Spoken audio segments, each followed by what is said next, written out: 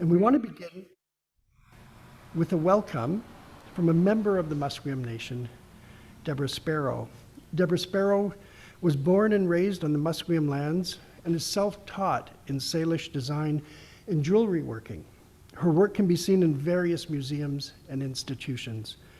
Deborah designed the logo for the Canadian men's hockey team for the 2010 Olympics and Paralympic Winter Games in Vancouver, BC. She also continues to work on pieces close to her heart at her home in Musqueam. It's Deborah's hope to educate others about the beauty and integrity of her people's history through her art. She's an acclaimed weaver who has been weaving for 20 years and is deeply involved with the revival of Musqueam weaving. Her Musqueam blankets are displayed at the Vancouver Airport and at UBC. And we're thankful and grateful that she is here to welcome us. Thank you.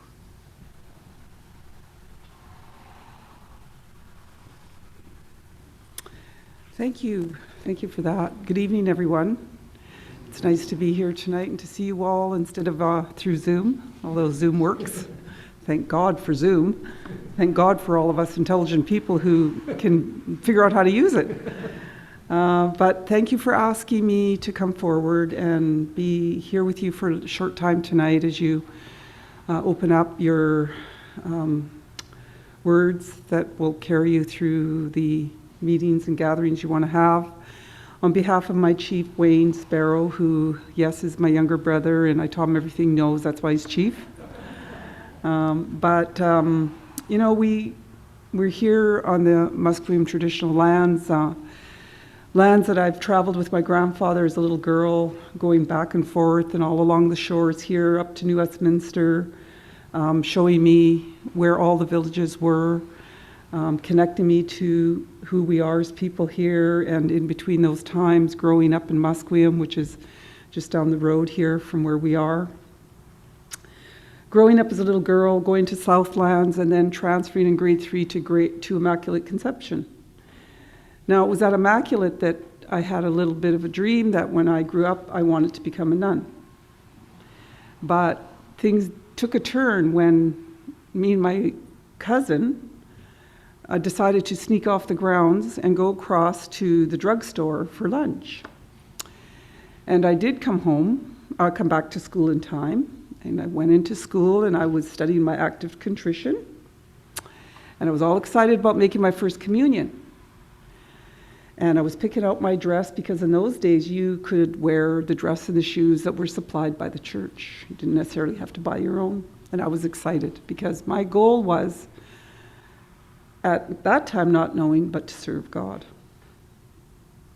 So when I got back to school, the teacher knocked on the door and said, "The principal wants to see you."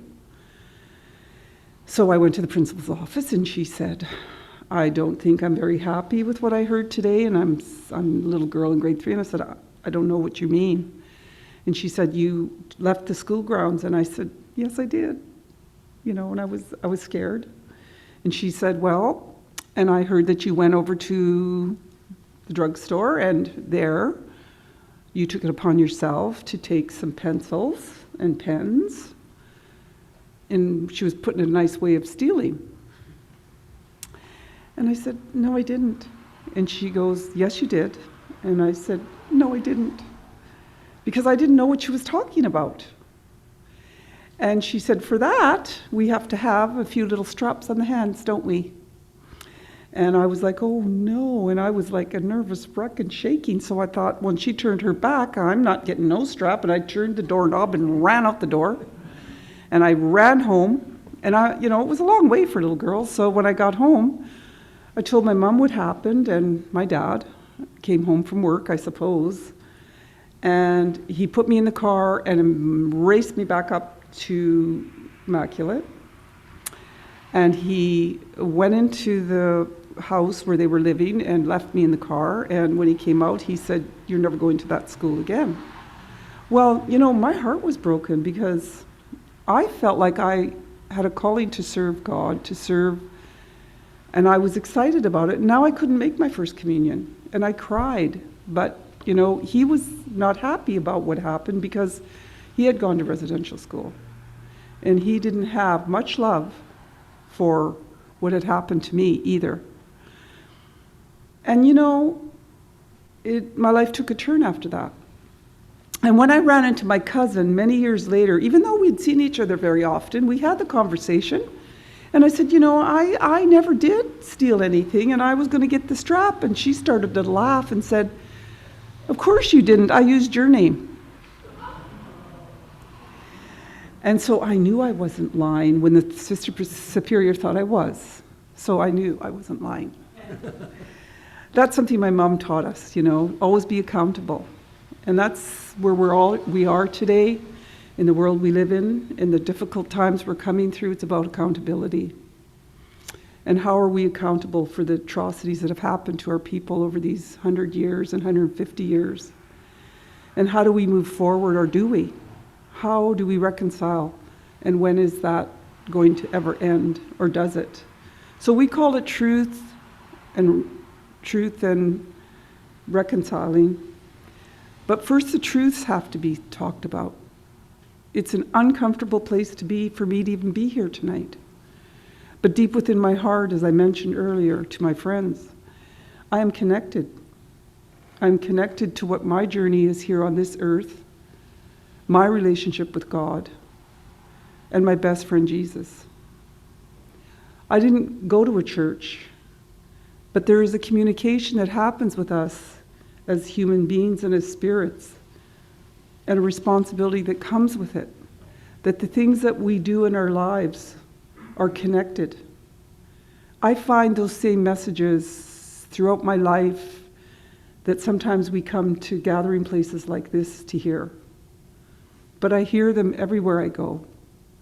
When I'm alone working in my kitchen, creating these beautiful blankets that reflect who we are as Indigenous people, we see sometimes the similarities in all people.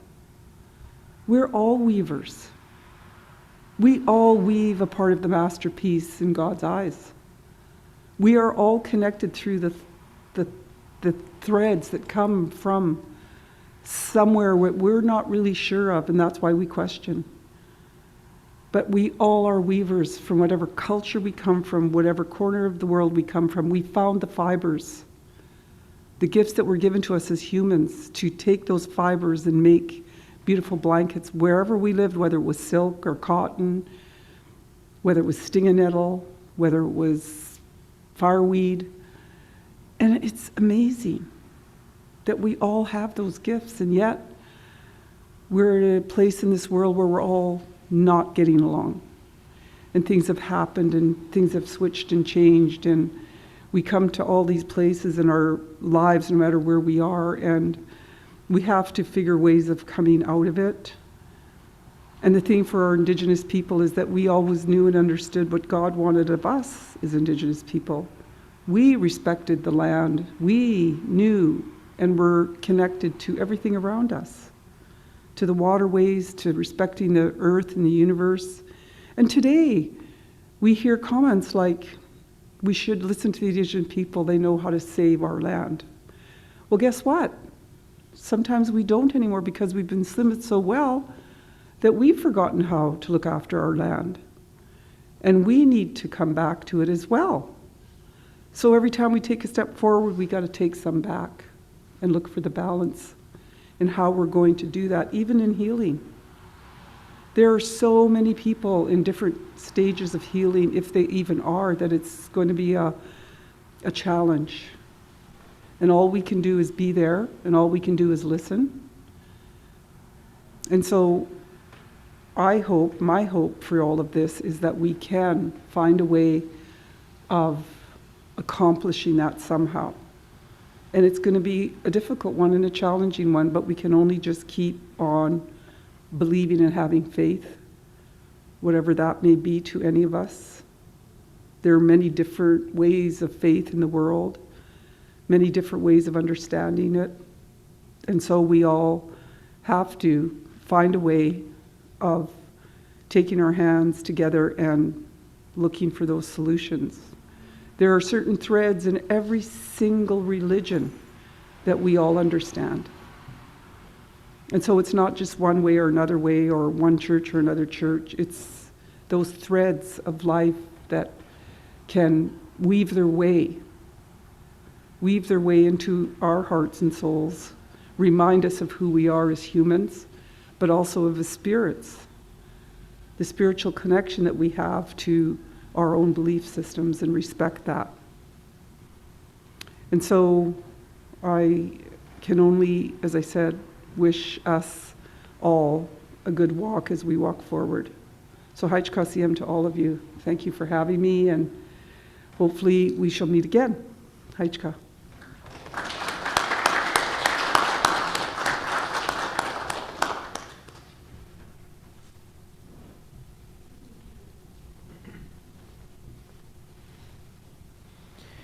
Thank you, Deborah. Thank you very much. She's become like a friend of us here in the community and often initiates various ceremonies and events for us by bringing us into awareness with the people of the land.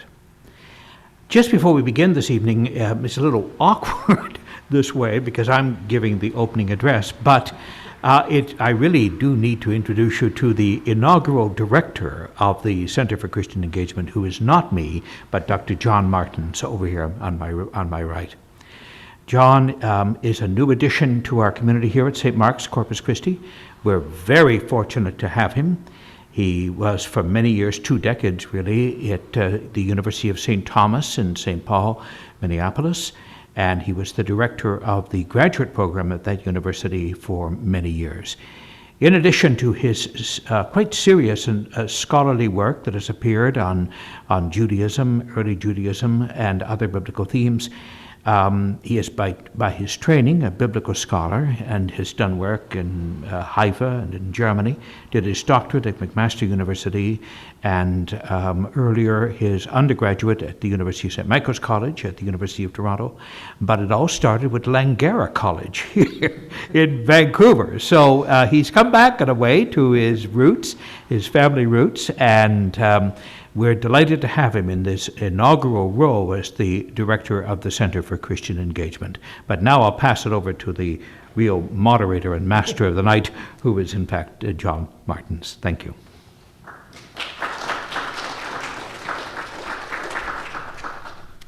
Well, thank you, Michael. Thank you for your introduction. Thank you to Deborah Sparrow for her welcome. Welcome to the Center for Christian Engagement, center at St. Mark's College that emphasizes the importance of listening, reflecting, learning, discussing, and praying as we explore the Christian and the Catholic intellectual tradition. Welcome to all of you who are here in person. Once again, I want to welcome the people who are also with us virtually. I'm thankful that in a time of COVID we have this option to bring this lecture to people wherever they might be, and we know that people are joining us from all over. I also want to thank our generous donors that make the center possible. Peter Bull, Angus Reed, and Andy Zox, who have given to this center to allow it to flourish. We're thankful for their commitment to the life of the academic world and to the work of the church in the world. I also want to mention this evening the Cullen family, who have given a large gift in support of the 6 lectures taking place for the Center of Christian Engagement this year in fall 2021 and winter 2022. Thank you. To all of our other donors, we thank you. We can't do this work without you, and we think it's important, very important, not just for us, but more broadly for our community here in Vancouver, the Lower Mainland, and throughout British Columbia.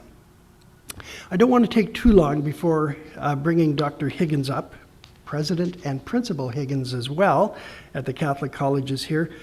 But I do want to begin with just a short statement from the Roman Catholic Bishops of Canada, who have recently taken the opportunity to affirm to you, the Indigenous peoples of this land, that we acknowledge the suffering experienced in Canada's Indian residential schools.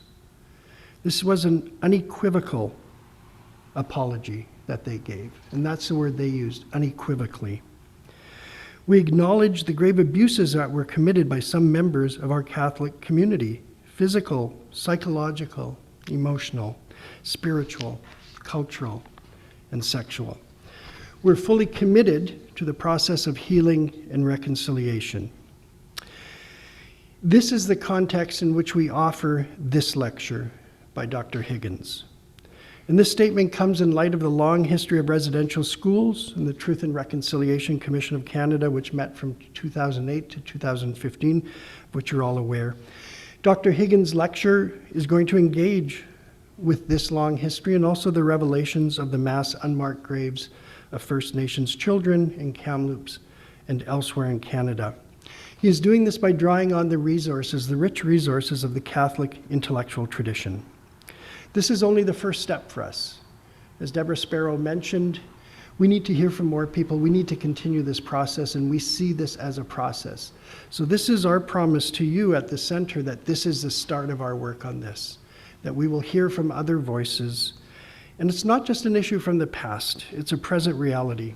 Dr. Higgins' lecture highlights what two thinkers said, two Catholic thinkers, about how Christians, Catholics specifically, were treating Indigenous peoples and the wrongness of it at the time.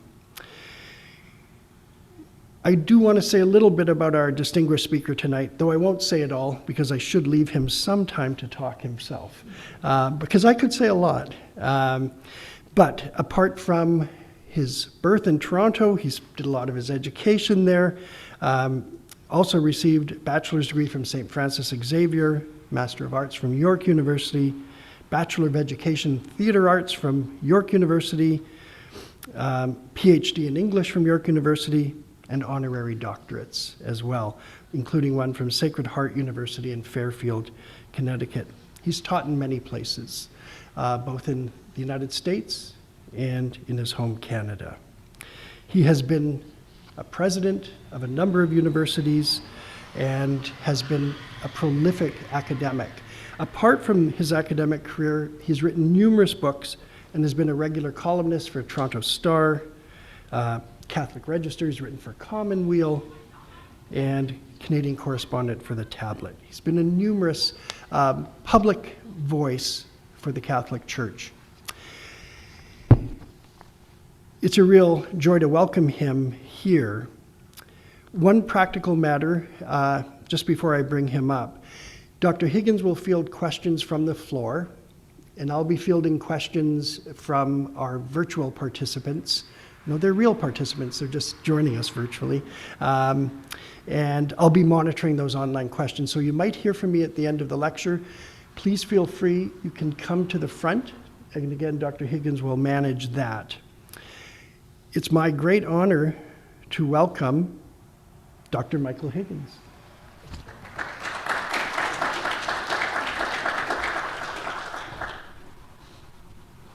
Thank you, John.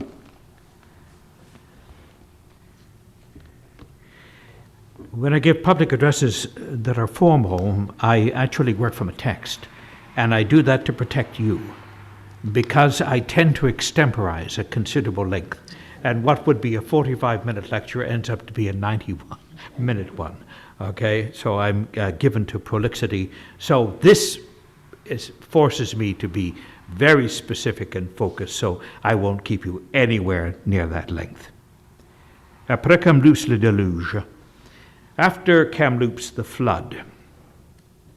Now, who could gainsay the seismic impact of the discoveries of unmarked graves, first at Kamloops and then elsewhere? Cumulative horror. But if we were shocked into awareness, should we have been? Did we not know this from the Truth and Reconciliation report? Did we not know this when told by Indigenous leaders, advocates, and others? What stilled our tongues, stoppered our ears, and deadened our hearts? With his customary tone of righteous exhortation, Globe and Mail columnist Andrew Coyne thundered on the issue of the residential schools policy that, and I quote, "It could not have been sustained all those years without the tacit support or at least acquiescence of prime ministers, members of parliament, civil servants, and ultimately the general population. The shame of it, the immense, unspeakable shame, must be worn not solely by the individuals most directly responsible, but by Canada. Even a great nation must acknowledge its sins, and more than that, atone for them." End of quote. Coyne is right. Not because I also write for the Globe and Mail, but also because he's right. He's right about the shame, and he's right about the need for atonement. There is no path forward without recognizing individually and communally the necessity of both for national healing. Now there will be many commentaries to come, tomes of analysis, ceremonies of contrition, commemorations, homages, obsequies for the interred unknown, commissions and inquiries, political lobbying, reckoning long in the making and long in the unfolding. My talk is much less ambitious. I have no special locus, no special rite, no entitled moralizing or posturing, only a modest contribution to a conversation delayed, if not sundered. I want to address you tonight on the subject of the Catholic intellectual tradition and how such a tradition could have engendered a different approach from that taken by our ancestors. In other words, the road not taken. The Governor-General's Award-winning poet and former Jesuit seminarian Tim Lilburn, now working at the University of Victoria, rightly situates our intellectual and spiritual malaise in epistemology. Here's what Tim says. Roman Catholics must identify what attitudes in Catholicism instigated the vicious thanophilic culture in residential schools that religious orders ran over a 100-year period in North America. These dispositions, missiological, ecclesiastical, spiritual, interpersonal, and the thought worlds backing them up, must be purged. Much will disappear if this exercise is performed with conviction. Parts of hegemonic whiteness will be disabled, and a certain form of religion will become uncomfortable to practice.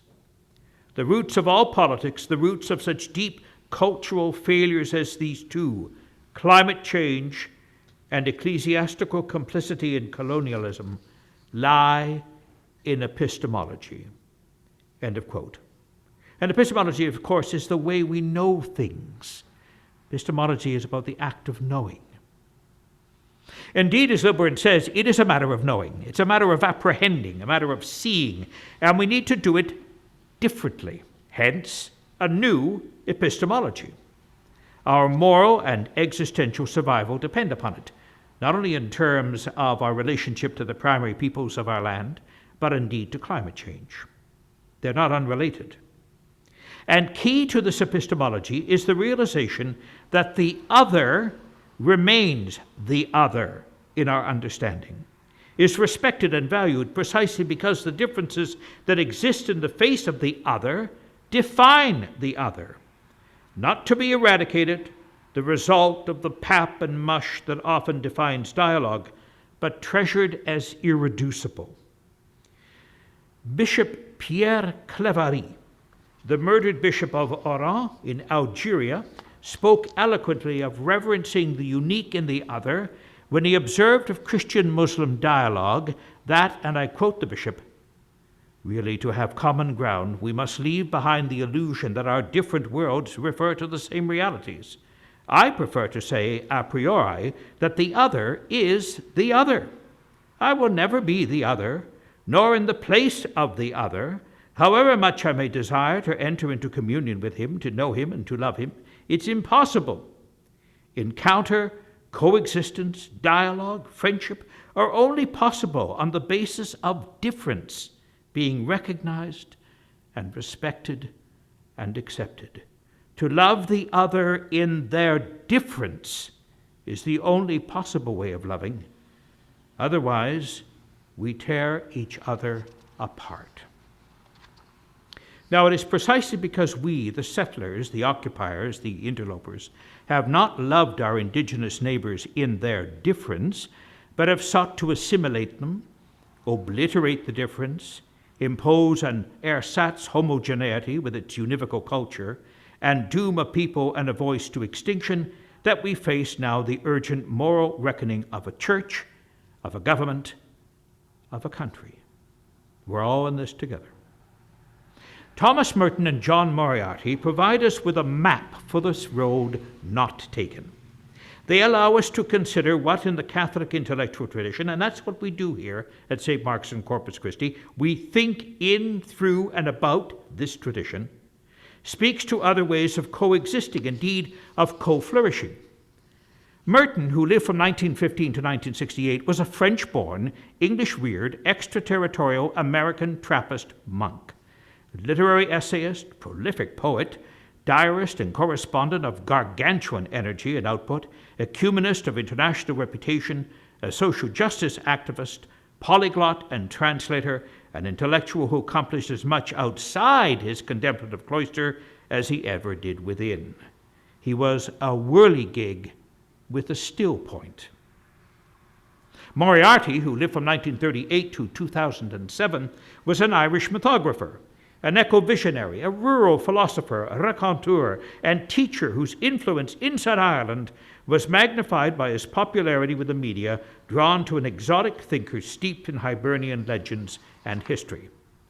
Although Moriarty was aware of Merton, and there is ample evidence that he read him widely, Merton was completely unaware of Moriarty, as the former died before the latter's first book appeared in 1994. But they were kindred spirits in many ways, and on the subject of the subjugation of native peoples and the systematic and ruthless extirpation of their culture, they spoke from a shared text of insight and co-sympathy.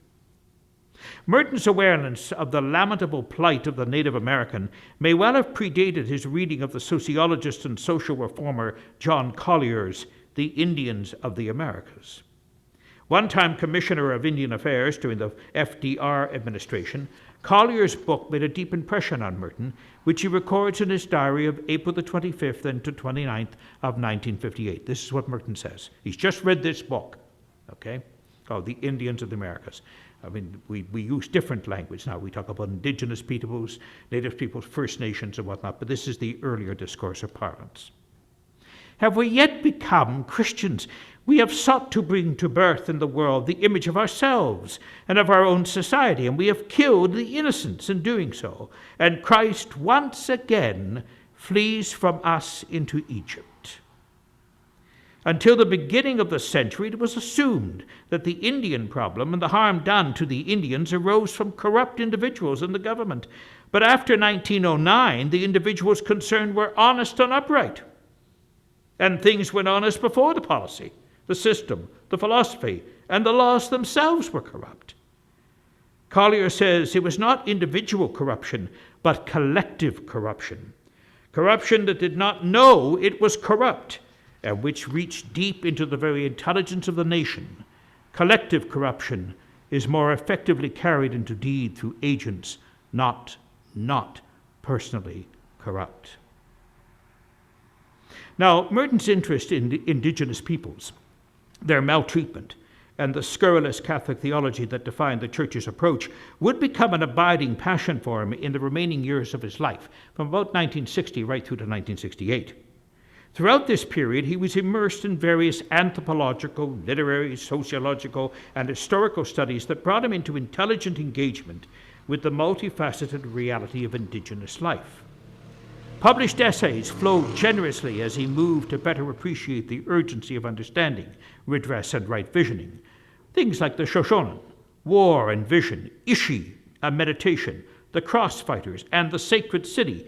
These were scrupulous essays surveying the history of suppression, extirpation, lethal incomprehension, theological myopia, and error, characteristic of the many conquests that reduced the Americas to a nightmarish dystopia for the conquered.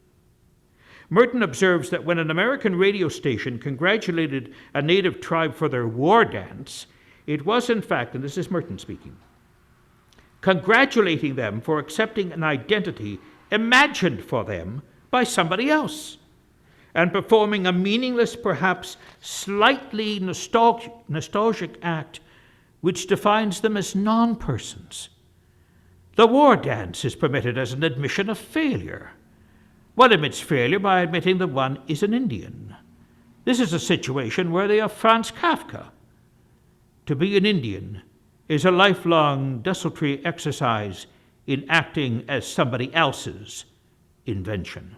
Those are very powerful words by Merton. To be an Indian, an indigenous person, is a lifelong desultory exercise in acting as somebody else's invention. Now, Merton's allusion to Franz Kafka is especially illuminating given his creative turmoil in giving shape to his own identity. While a graduate student and aspiring writer in Cambridge, England, and in Columbia, New York in the 1930s, culminating in the eventual and posthumous publication of his novel, My Argument with the Gestapo, a work redolent of Kafka in theme and style. Merton's pre-monastic identity struggles adumbrated his endless monastic struggles to know his identity as a monk, nicely positioned him to feel in his own skin the alienation and marginalization of Afro-Americans and indigenous peoples. When Martin Luther King died in 1968, he was in Memphis, Tennessee, as you know, and the next stop was Gethsemane. The next stop was to go and see Merton, because as several African-American leaders during the Civil Rights Movement in the United States publicly acknowledged, no one understood the plight of the black community in the United States as a white person better than Thomas Merton. So Merton's connection with the marginalized black community easily translates over to his understanding of the subjugation of the indigenous peoples. In a letter to the Argentinian writer Miguel Grinberg, Merton confesses that it would be his, and I quote, fondest ambition to become a Guarani poet. I would like to just go and take over a parish in some indigenous village in the Andes and just give them everything free the way it is supposed to be, and also help them to get more to eat.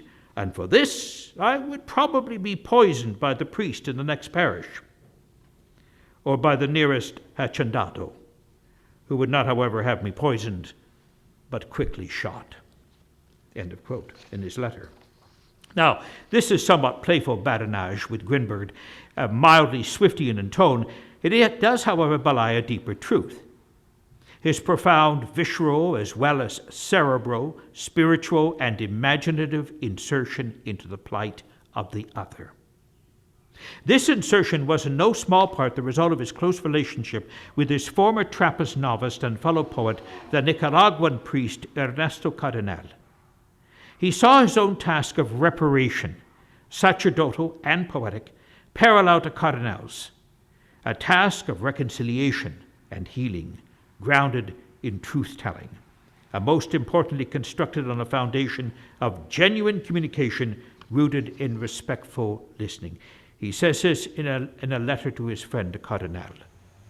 It is first of all important to listen to the silence of the indigenous peoples and to admit to hearing to all that has not been said for 500 years.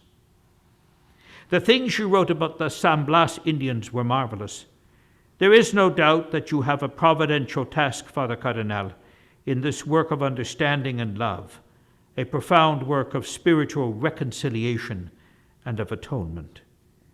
It is wonderful to realize the full dimension of our priestly calling in the hemisphere, not the ridiculous and confused activities based on meaningless presuppositions, but the activity of true atonement, a redemptive and healing work that begins with hearing. It begins with hearing. Now, there is a sour irony in these words in that both Merton and his former monastic disciple were censured by their own superiors. Merton by his Trappist overseers, who forbade him to write about peace, a censure that was eventually lifted, and Cardinal by no less a superior than Pope John Paul II himself, who was appalled by Cardinal's refusal to abandon his political life as a Sandinista cabinet member, and was therefore publicly reprimanded and his priestly faculties suspended. Pope Francis, the Latino pontiff, restored them. Now, to be fair, John Paul was in fact the most vigorous papal defender of Aboriginal rights in centuries, if occasionally European tone-deaf on accepting full ecclesial complicity in the invasion of the New World. Merton, however, was not tone-deaf. In fact, as revealed in a letter to Latin American writer Rafael Squiruru, he dissociates Catholicism from its univocal pact with Europe and advocates for a broader understanding of Catholicos as universal, He says, "There is more to the Christian faith than this limited ideology, Catholicism in European dress. True Catholicism, which is yet to rediscover itself in our age, is indeed universal." This letter to this writer, Raphael, was dated July the 12th, 1964. And though historians among you may remember that this is about halfway or two-thirds of the way through the Second Vatican Council itself. So this is rather early thinking. A major English translator of Latin American poets and essayists for New Directions publications in New York. New Directions is the literary publishing house in the United States, or certainly was at this time. Best represented by Merton's 1963 publication, Emblems of a Season of Fury. Merton was no apologist for a church polity that sat too comfortably with power. There was no throne and altar alliance for him. The explicit endorsement of President Donald Trump and his myriad policies of discrimination and nationalist triumphalism by various Protestant denominations, and the implicit endorsement of same by significant numbers of right-wing Catholic power brokers and conservative prelates, would have been abhorrent to the rebel monk. In Emblems, Merton underscored the dangers inherent in failed communication, the desperate, if not apocalyptic, polarizations to be found, drawing from the apocalypse, Gog and Magog, which in those days was the United States and the USSR, all originating in the spiritual pathology that fears the alien, demonizes the stranger, and erases the differences that enrich, indeed, define our humanity. Here's what Merton says in a rather famous, well-published letter to Pablo Antonio Quadra concerning giants. He says, "The desecration, desacralization of the modern world is manifest above all by the fact that the stranger is of no account. There is more than one way of morally liquidating the stranger and the alien. It is sufficient to destroy in some way that in him or her which is different and disconcerting. By pressure, persuasion, or force, one can indoctrinate them, brainwash them, make them no longer different. They have been reduced to conformity with one's own outlook." This is the philosophical, cultural, and historical rationale of the residential schools. In an effort to move beyond exhortation and analysis to a new stage offering a way forward, Merton turned his intellectual energies to creating a template of human unity. To do this, he conceived of a very long epic poem rooted in his wide anthropological readings, sustained by his Blakean vision. Merton, to understand Thomas Merton, you have to know something about the huge influence on his life and his thought by William Blake. Blake was this titanic figure, sometimes identified specifically with the Romantic period, but he really stood outside the Romantic period in a way. He was utterly eccentric. His thinking was indebted to a mystical philosopher, Swedenborg. He created his own elaborate mythology. He was also a visual artist of stunning accomplishment. He's usually linked with people like Wordsworth and Coleridge and Yeats, and not Yeats, but Keats and Shelley and whatnot. But although he falls within that chronology, he was quite unlike them. He was a figure very different from the Romantics in many ways. Merton was profoundly influenced by Blake, and he took Blake's vision of the unity and incorporated it into his deeply Catholic and ultimately Thomistic view of the world. Merton saw the only antidote to Western society's enthrallment by reason, with a capital R, abstraction, its entrapment by the tyranny of logic and the life-constricting sanity that has no place for feeling, imagination, and vision. He found it in the wisdom, poetics, and visual artistry of that heterodox Christian genius, William Blake. The indigenous cultures offered an alternative to the suzerainty of Bacon, Locke, Descartes, and Newton. Now, this isn't an anti-intellectual, anti-establishment thrust on Merton's part any more than it was on Blake's.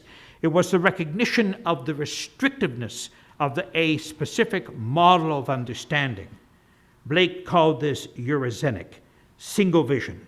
You understand and know only according to a particular logical methodology, and you exclude other ways of knowing through the imagination, through the heart, through intuition. Okay? So it is the foreclosure of knowledge. So it's not attacking the great accomplishments of the Enlightenment. It's looking at the weaknesses of Enlightenment thinking because it was so narrowly exclusive.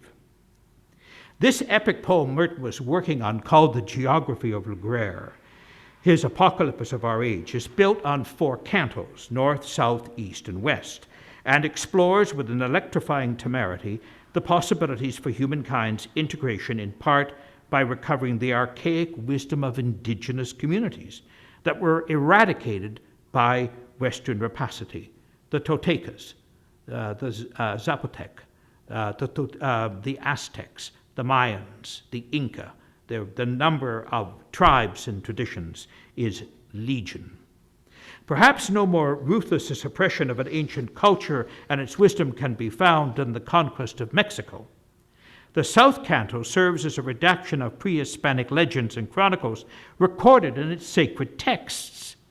For our purpose tonight, we need to know that Western societies, the invaders, the occupiers, the conquistadors, the settlers, their inability to understand a first people's sensuous contact with reality diminishes our own relationship with reality.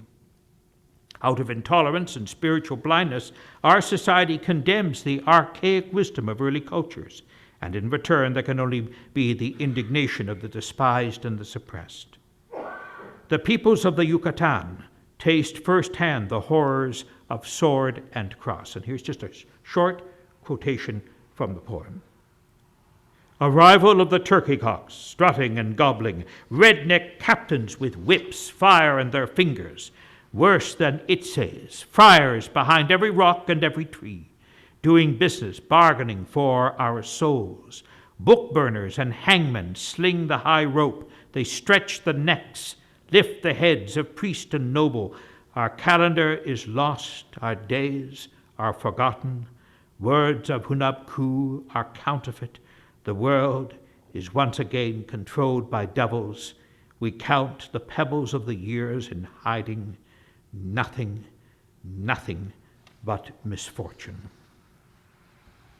In the North Canto, while speaking of the enslavements of blacks by whites, Merton reminds his readers that the destiny of the conqueror is inextricably bound to the destiny of the conquered.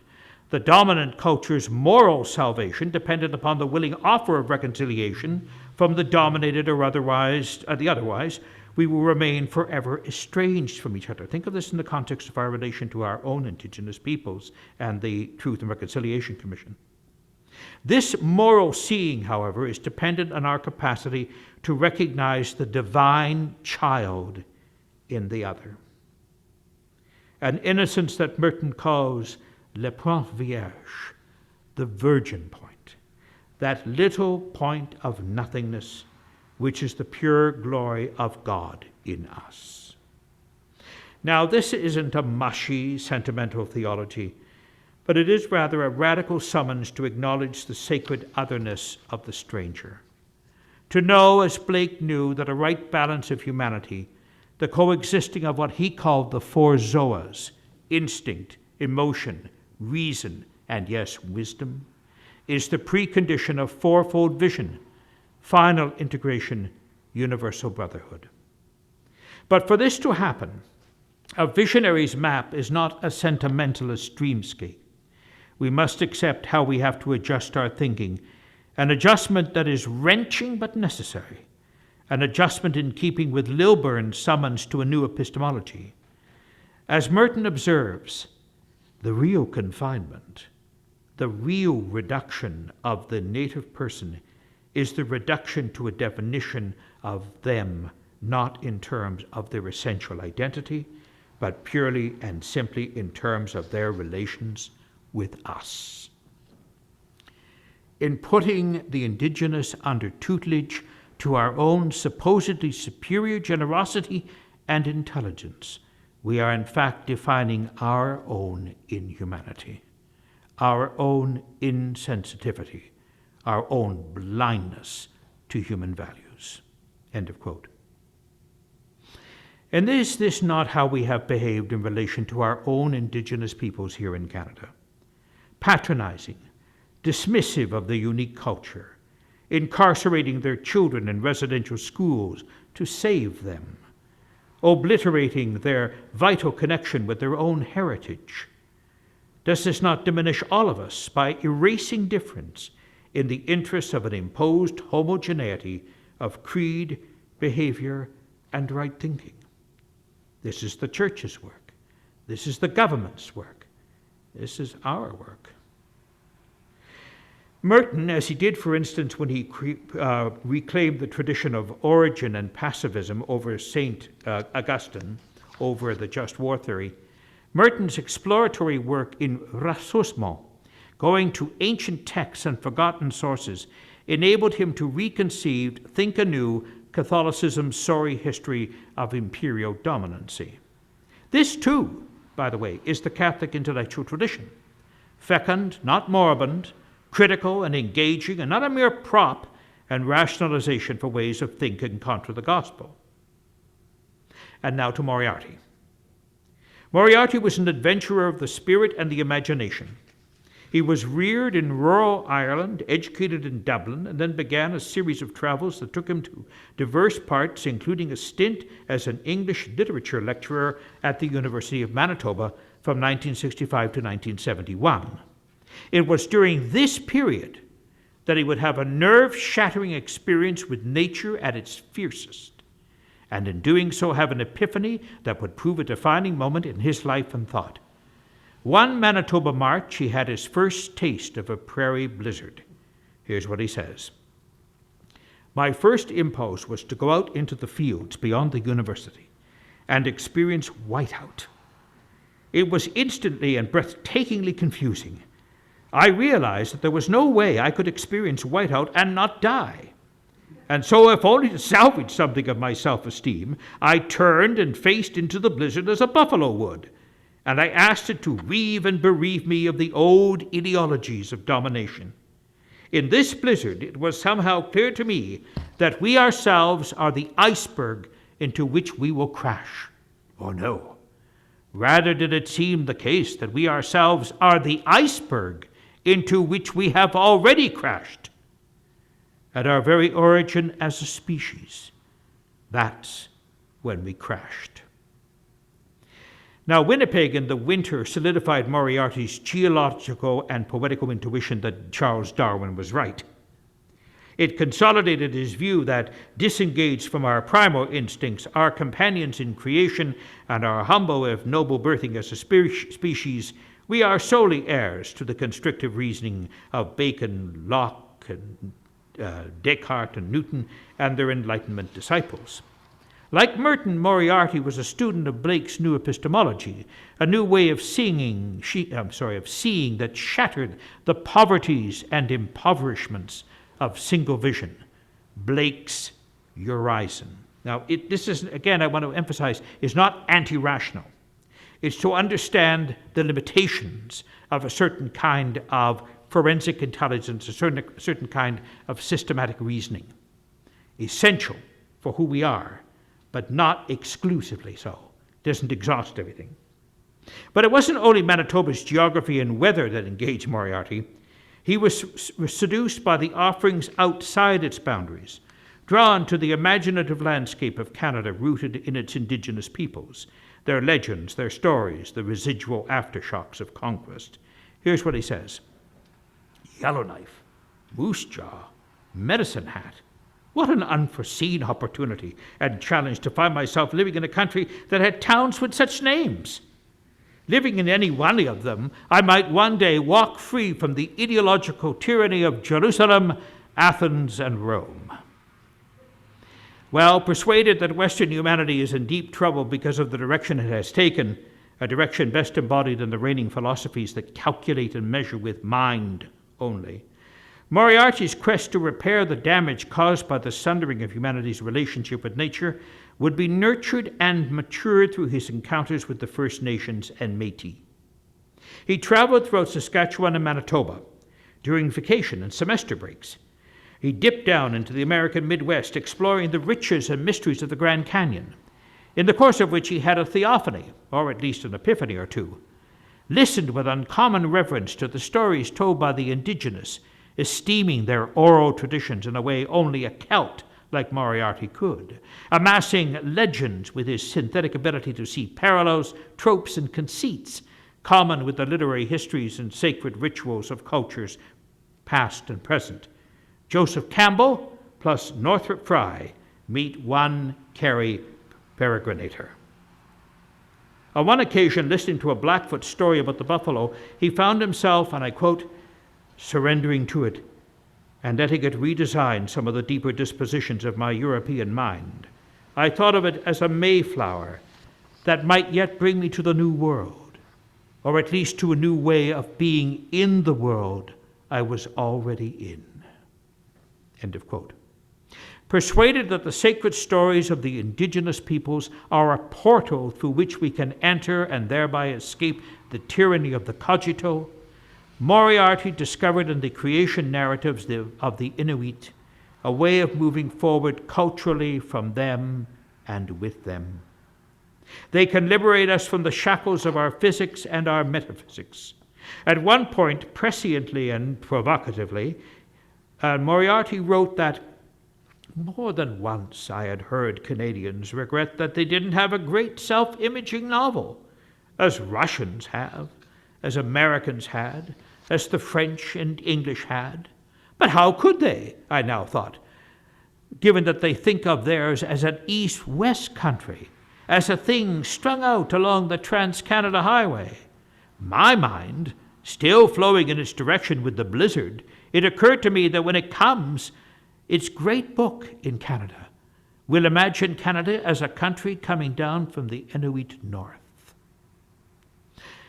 Now that's a pretty bold claim for a wandering clerk who had only alighted on Canadian shores for a short time, and yet Moriarty recognized the Canadian angst of the 1960s, with its nationalist centennial fever and accompanying sense that for all its brim and brio, the country was adrift.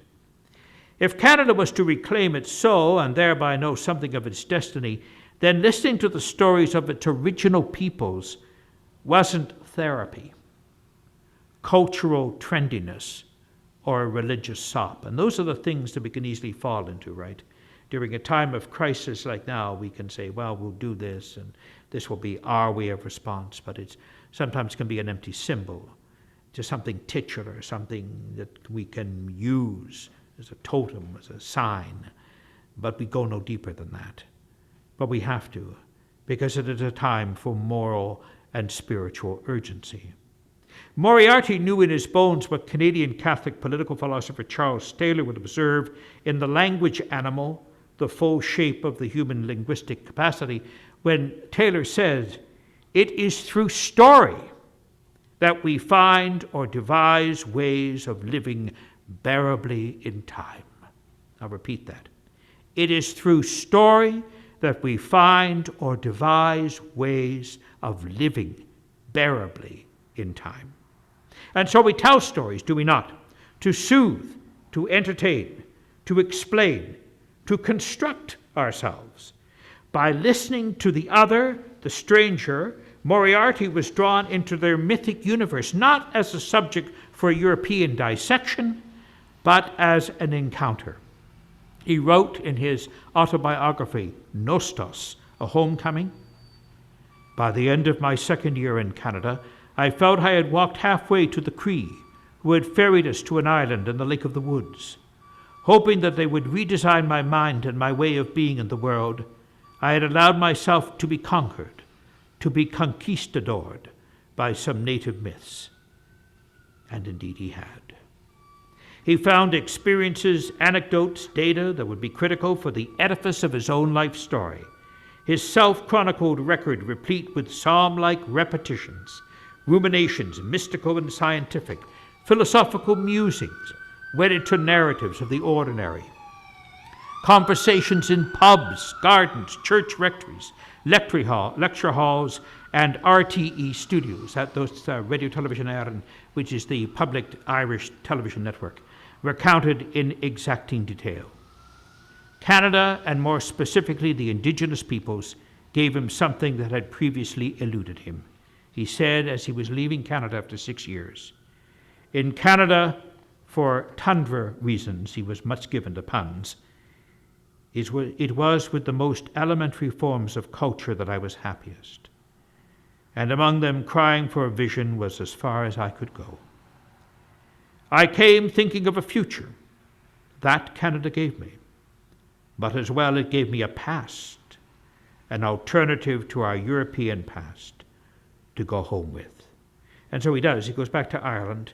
He becomes a gardener in many of the great estates on both the southwest coast counties, and lectures in Dublin. He's given an honorary doctorate.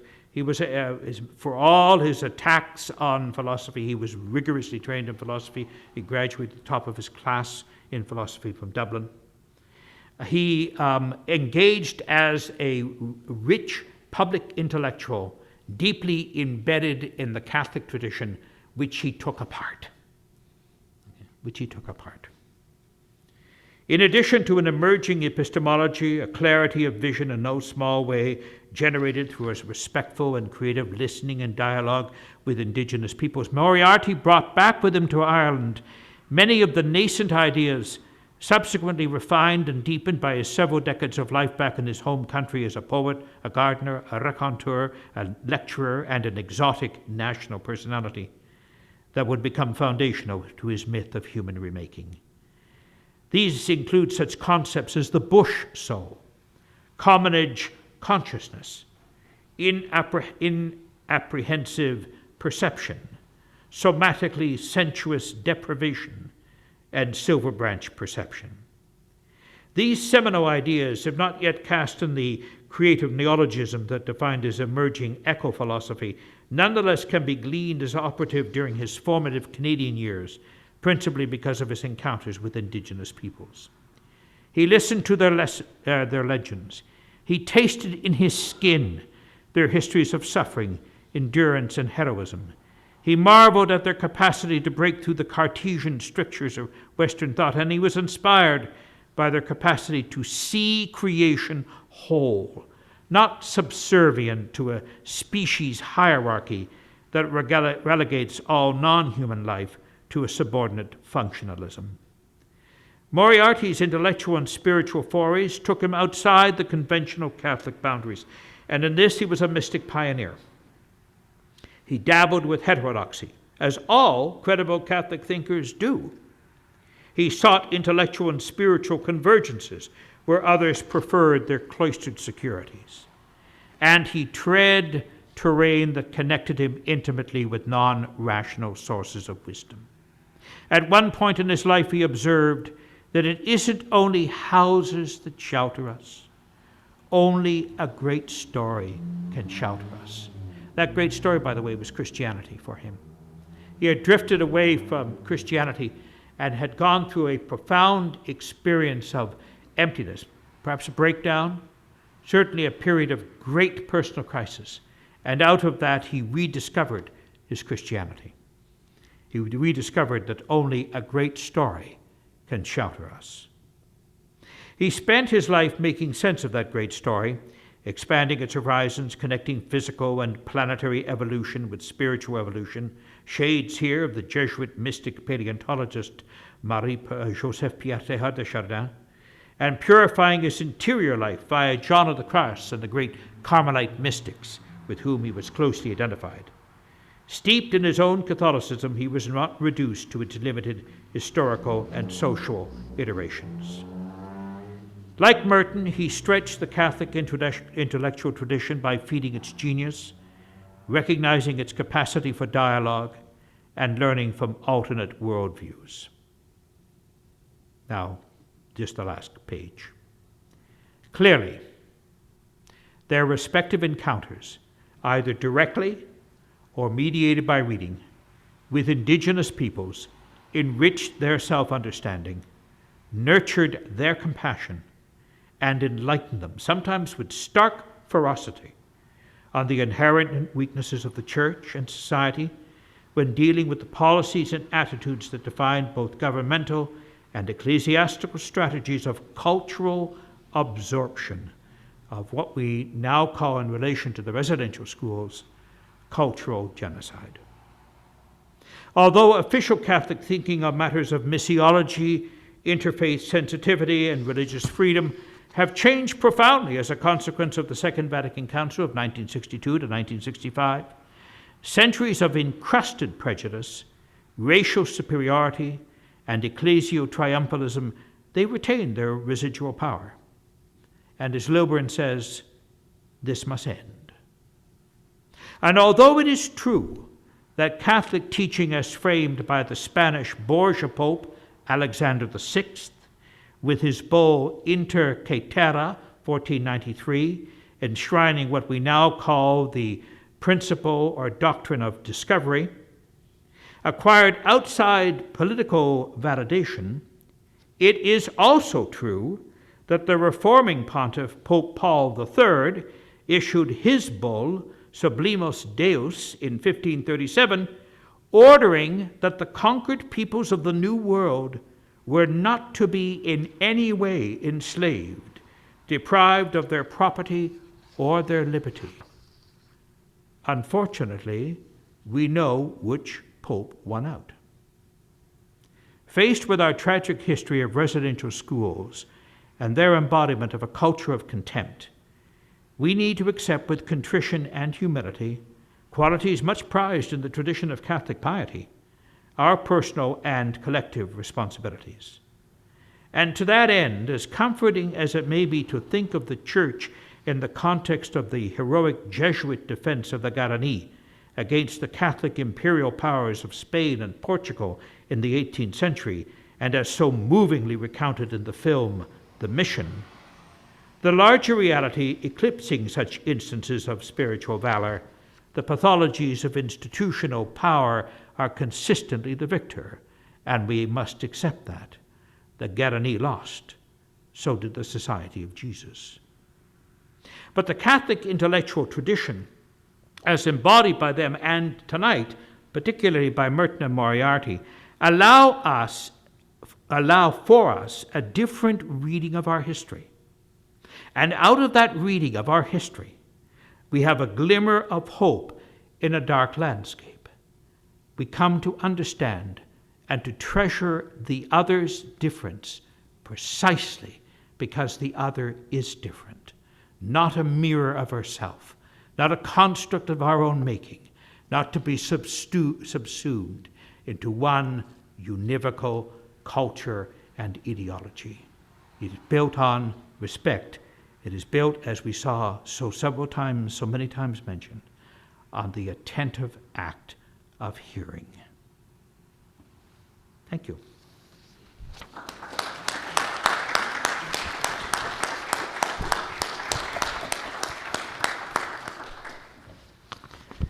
You deserve an award for endurance. And if we were full of wine and had vats of wine, we would happily provide it, but we're restricted by COVID protocols and whatnot, so you'll just have to enjoy a form of intellectual intoxication. We can't provide you with the other sensual possibilities. Not this time, anyway. I'm open for, we don't want to keep you too long, you've been here for quite a while, but open for a few questions from both the floor and from our live stream audience, which is quite large, I gather. So we have a number of people who've been listening in and very possibly have questions or comments they would wish to make. Okay. Michael, we do have a couple of comments already from online. If people want to take their time to think about questions, let me ask at least one of these questions as we start and see if anyone here would like to ask. With the examples provided of Catholic thinkers who sought to provide a corrective to the treatment of Indigenous peoples, why has it still taken decades for acknowledgement and apologies on behalf of the Church? Well, it's a good question and difficult to answer, of course. I mean, we do know that in the history of the conquest of the Americas, There were remarkable individuals like Bartolomeo de las Casas, Montesinos, Vittoria, and others who argued vigorously for the rights, not only human rights, freedom rights, but rights for property, excoriated the imperial powers for expropriating this and indeed enslaving the native peoples. But their voice remained very much a minority voice, although in some instances it had a hearing in Rome. This is the long history of Catholicism. I'm reminded of a couple of things in particular, and many of you may have instances yourselves that again highlight how very often institutional structures, and Catholicism, is an institutional reality among many other things, are principally conservative in their nature. They preserve and they protect, and they sometimes are defensive in those interests. Theirs is the charism of governance and conservation. The charism of prophecy and change is to be found in the mystics and in the theologians, the writers, the thinkers, the activists, and whatnot. And so that collision very often occurs throughout Catholic history. And sometimes the ones who write the narrative or write the history, as we often say, as a cliche, are the victors. And very often the victors are the apparatchiks or the bureaucrats. But not really so, because if you look deeper into the soul of Catholicism, you'll realize that very often the ones that are writing the history or keeping the church close to the gospel are in fact those who are not exercising the charism of governance, but the charism of prophecy. Let me give you one really startlingly beautiful example. In a recent film by the American filmmaker, probably the finest American filmmaker of our time, Terrence Malick, on the life of Franz Jägerstätter. Jägerstätter was this really quite obscure Austrian who took it upon himself to resist in conscription into the Wehrmacht.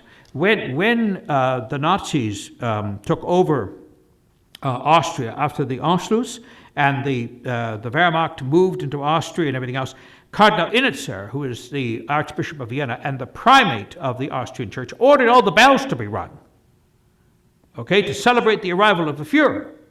Okay, now this is about 1938 or so. Right? Now during the war, many Austrians began to have second thoughts, and Innitzer had second thoughts much earlier on than that, because he realized that this wasn't probably his best move.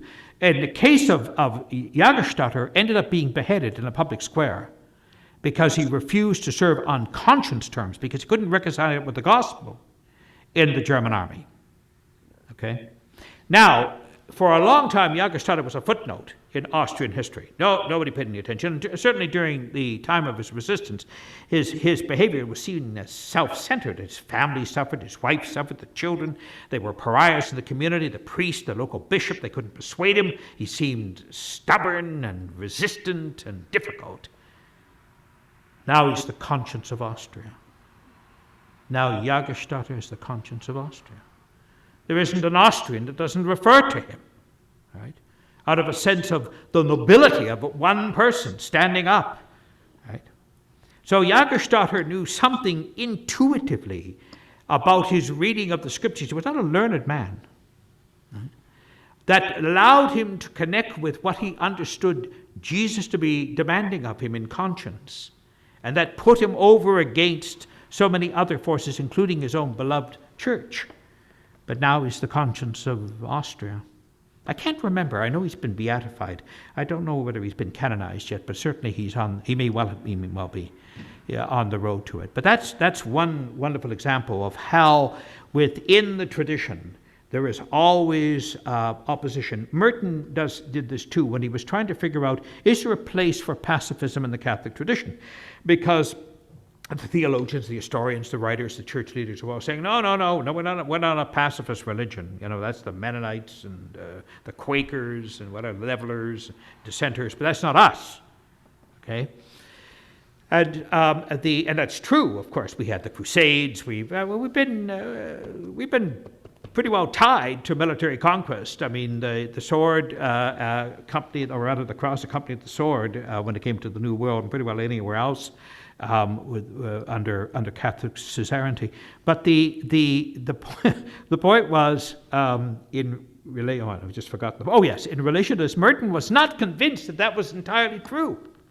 He said, well, there's probably another tradition in the church. So he goes back and he discovers Origen's Contra Celsum, making a strong case why Christians are peacemakers. They can't become soldiers, they can't do this and everything else. So Merton goes back and says, well, there's an alternative to Augustine's just war theory. And it comes out from Origen.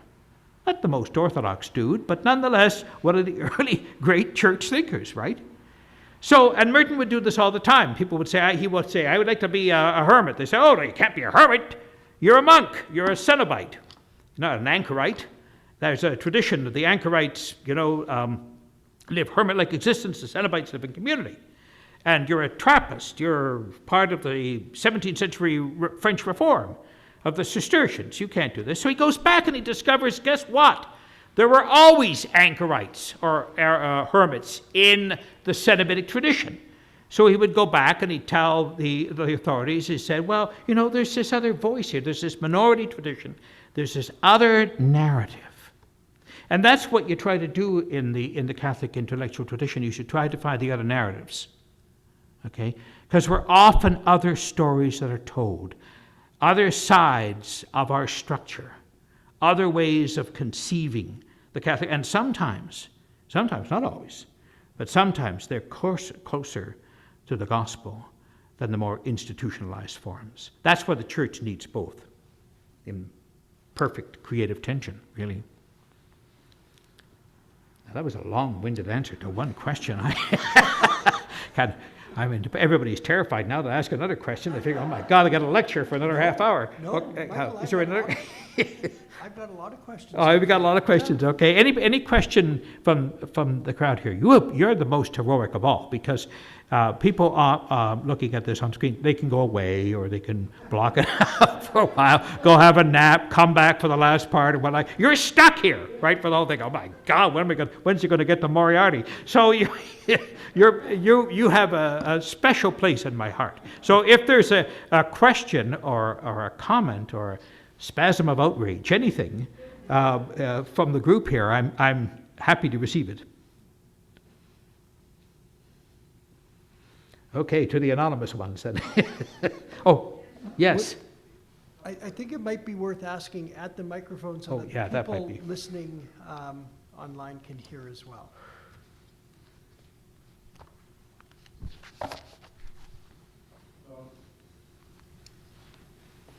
My name is Andrew Higgins. I'm a professional engineer. I'm running a project in UBC. Mm-hmm. I was a student in UBC some years ago. I would say I'm a Catholic. I was raised a Catholic. I went to a Catholic school. My kids are still going to Catholic schools. And I grew up in Africa. And the Catholic Church, through my generation, could be looked upon as a golden standard. But coming to North America, I would say, this is not the Catholic Church I know. Everything, values and teachings taught about the Catholic Church, my upbringing, totally turned upside down. So, if I looked at my own research, my understanding of the Catholic Church, read through the teachings of St. Augustine, Ignatius of Loyola, Cardinal Newman, and all the heroic senses of the Church, my first question is, do the clergy listen to you on the secular side as the philosophers out there bearing the burden of their teaching and bearing the burden of their failures, from child sexual abuse to the horrors of today we call the indigenous failures.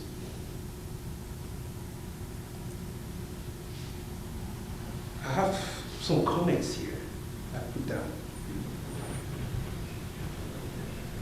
No culture keeps memorial of deaths of their children. Otherwise, life will not be worth living. No culture rejoices in the burial of their children. Cemeteries and honors that follows cemeteries is a Catholic tradition. In my school, the Catholic school, we had a cemetery. That maybe I was about maybe the 10th or 20th generation that attended that school. In the 70s, because that school was started in 1955. We only had one dead that was buried in that cemetery. November 2nd, we will all go to that cemetery and we pray for the soul of that student. I went to a Catholic school with a chapel inside the Catholic school. November 1st, we don't even go to school. The Feast of All Saints, the Feast of All Souls, brought us out to understand what life and what meaning is all about. That cemetery was kept so revered. We clean it up with flowers and beauty. Makes us feel that this student who died needs to be cared for. So, our cardinal, one of the spiritual works of mercy, which was taught to me in catechism when I grew up, when I was growing up like a little child, is to bury the dead. We pray and we bury the dead. The Feast of All Souls is a global Catholic day of November 2nd, after the day of the Feast of All Saints on November 1st. It's a day of obligation, so holy. Here is our Catholic faith in North America. Where is our Catholic faith having so presided over such atrocities of deaths of kings under our own care that we could not take so much responsibility through generations, even without the need of the Truth and Reconciliation Commission? We didn't need that. What we need was to recognize that children were given to us to care for. That is our Catholic faith. And we lost them. And then it becomes a mark of honor that when I came in here as an immigrant, about 2009, when I attended the first, I came here in November, when I attended the Feast of All Souls, the first information I should have had is, let us pray for the death of XYZ. And then I would say, what is that? Oh, maybe the priest would say, you know what? Oh, we had a care for some children, and we lost them, and we prayed for them. I'm going That is to. a Catholic tradition. Okay, I'm going to have to ask you. Do you have a question in this? Yes. So Okay. my Come. Yeah. question Get to the. is, Yeah. all this happened through the clergy who manage these schools. They were not secular people. Catholic Church are not run by secular people. They are run by clergy.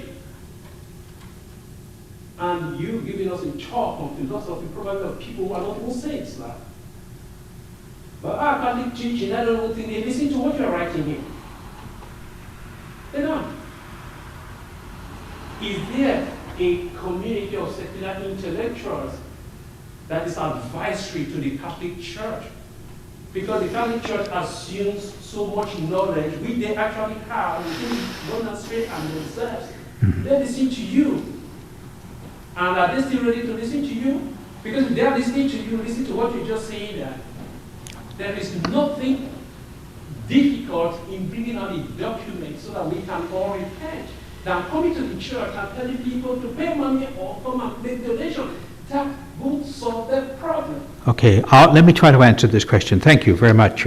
Passionate exposition here that's important, can't be taken lightly. The Catholic tradition allows for, indeed, Pope John Paul II himself said that the thinking of the church goes on in the universities, that the universities are indispensable to the life of the church. And in that regard, the role of lay people in particular takes on very critical significance.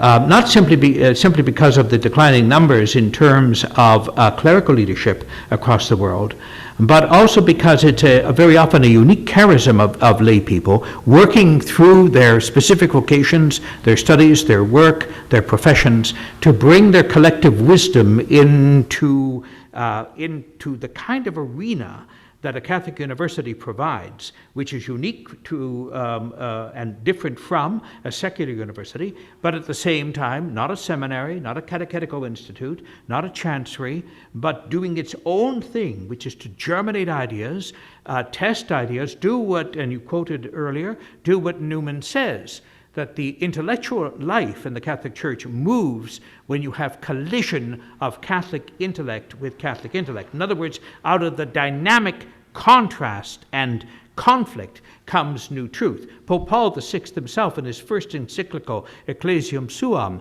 talks about truth emerging out of dialogue, out of the momentum and the dialectic associated with dialogue. So the role of the laity, I'm only one lay person among many, in terms of providing counsel to the church, while we first of all are the church along with the leadership, and we work together as a communion. We work together drawing on the particular charisms and the particular charism of Catholic universities to hold strongly to a tradition of lively and healthy engagement. Okay, any other questions or comments? Very helpful. A lot here. Eh? There are a lot here, Michael. Are there a lot? Can you choose one? Because I think one more, because people have long suffering.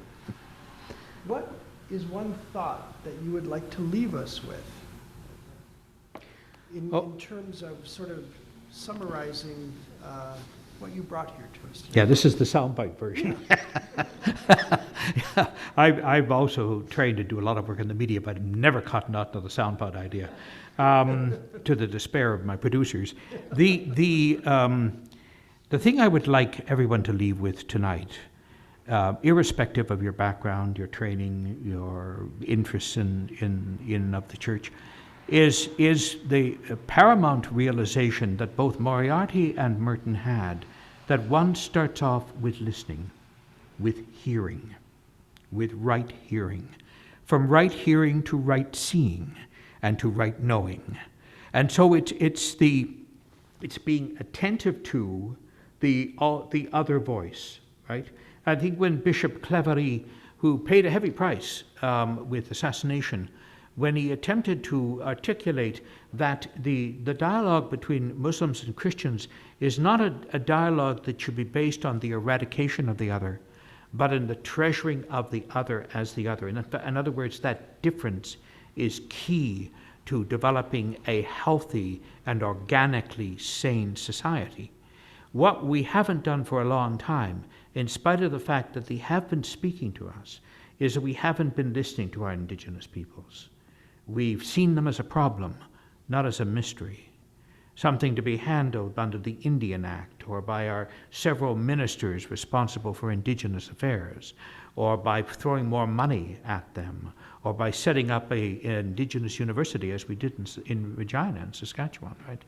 They're doing all kinds of things, but they're sops, they're ways of quieting the disturbing heart, right? So there is a point, not when we just simply provide more nostrums of correction, but actually sit and hear. The Jewish community did this, of course, and the parallels, there are some parallels, but then it's not a completely effective analogy, of course. But in dealing with the Shoah, is to allow the children to listen to the grandparents, to listen to the experience that is articulated, and in the act of the listening, to discover something about themselves and the truth. So it seems to me the same thing applies in the context of our relationship with the Indigenous peoples, who are many. I think there are 1.9 million Indigenous peoples in Canada, and they're divided up into many different nations. And we often refer to them as First Nations, Métis, and Inuit, of course, but there are many different communities of Inuit Indigenous peoples with their own culture, with their own legends, with their own language. And so the difficult process is going to be the process of hearing. So I think that kind of humble stance, an openness to hearing, an ability just to sit and listen, and it's very difficult to do that. And in the university, where we're trained to be magisterial, passing on the truth, teaching, we're the teachers, we're the magistri, we teach, you listen, you receive. Well, that motto is pretty well gone out the window. But the important thing is that we listen as teachers first, right? So as a country, I think that's paramount. And if you were to get anything out of Moriarty and Merton tonight, I think it would be that. It would begin, they opened their hearts to hear. Okay, thank you very much.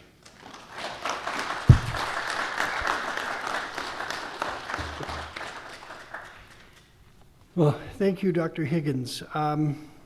I can tell you by monitoring online that we did leave a lot of questions on the table and some frustrations too, not with the talk, but with the reality that we're dealing with of the residential schools, frustration of people saying, I don't know why I stay in the church. That's some of what's coming up there. The church has to listen and learn and hear from the voices who have been harmed both as individuals, communally, and generationally. And so for those of you who are here and for those of you listening online, let's not leave those questions just hanging. Get in contact with me. For those who are here, we have a page on what we're doing in terms of Truth and Reconciliation Commission. My email is on there. The further lectures coming up this semester are also listed there. But we need, in the Center for Christian Engagement, to continue to engage these questions. And as Dr. Higgins said, to continue to listen. And we're going to continue on this path for the long term. So don't leave these questions hanging. Bring them to me. Contact me if you have anything you want to talk about, want to discuss programming coming up. We need to hear from people. For those of you who are here, Jay Martins at stmarkscollege.ca. I've also put it in the chat so people have it there, but it's also on that page there. For people who are in need of support, there's an Indian Residential School Survivors and Family number, 24 hours a day. 1-866-925-4419. So we want this to be the starting point, and I'm very thankful for our president and principal, Michael Higgins, who has started us off by bringing us back to resources available within the tradition, ways of dealing with our brothers and sisters. I want to thank you all for coming again. I do believe there might be, for those of you who are here, some refreshments available.